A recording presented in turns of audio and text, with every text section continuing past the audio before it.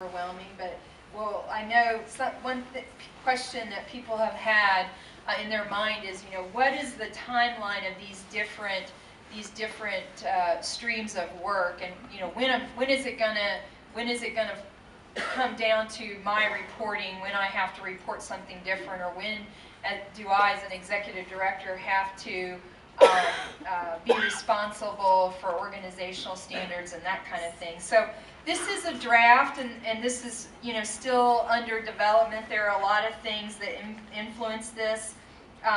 We have to, at OCS, get Office of Management and Budget clearance before we can change things like our model plan or the annual report. And so those are processes that don't happen overnight. OMB clearance usually takes 3, 4, 5 months, and that's a process where we have to prove to OMB that we're not asking states or agencies to do excessive paperwork or excessive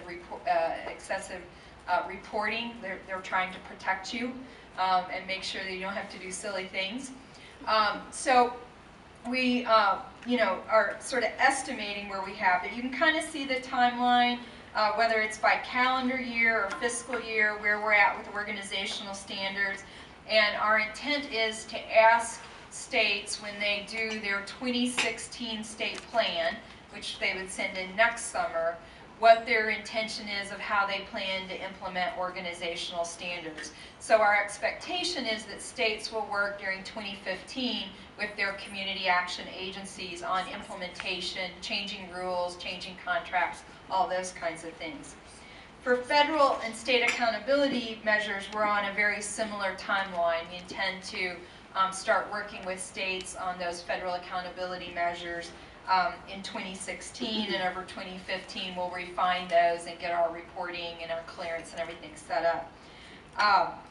That will include changing the model state plan.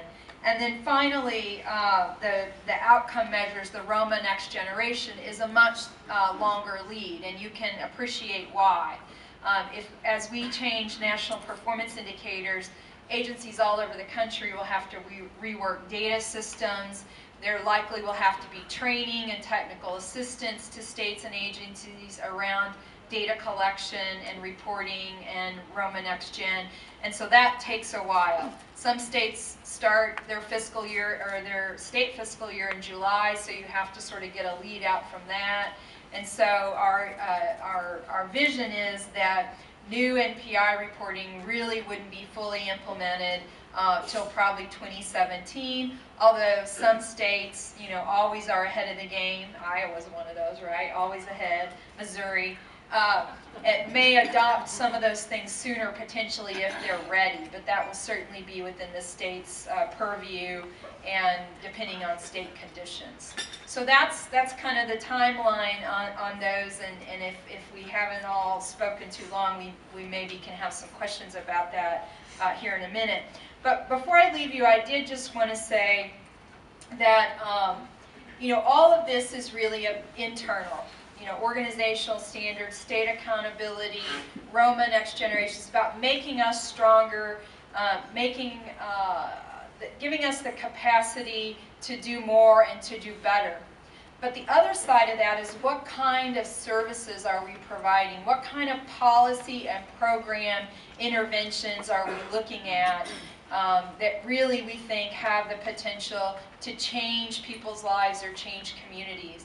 And as I've traveled around the country since I got into the position as OCS director, I've tried to sort of put some ideas out there that a lot of community action agencies maybe are pursuing. There's some pioneering work being done in the area of 2-generation, working with Head Start parents and Head Start kids, and really trying to intervene in their lives and provide just as deep an experience for the parents as we provide for the kids, with the idea that if we can really turn around the life of a parent, that has a long-term impact on the child, and really does set up a situation where that child will be better off 30 years from now. And so I think the work in 2-generation is very interesting, and we have a lot of community action agencies around the country who are pursuing some of that. I think there's a lot of work going on around bundled services. There's a group called the Working Families Network, which is made up of a lot of different foundations. And there's about 5 community action agencies that are part of that group.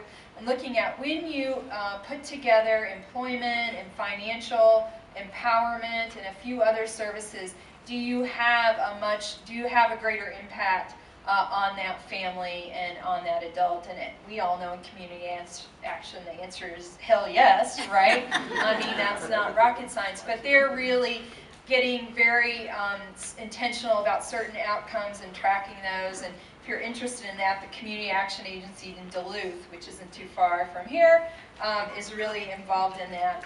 And then, you know, I could say more about the potential with the Affordable Care Act and the social disparities of health. I think there's a whole area we have to pay attention to there.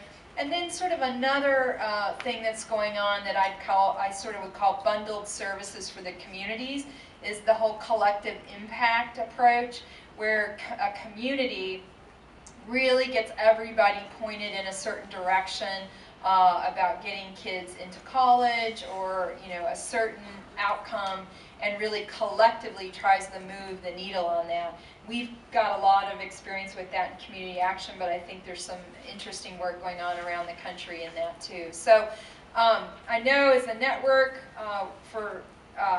in this administration, we probably have been very focused on the internal stuff, but I really want to make sure that we're sort of thinking about the next wave of what research is sort of saying may work. And so with that, I want to thank you for all that you do. You guys are a great state, a great network, very strong.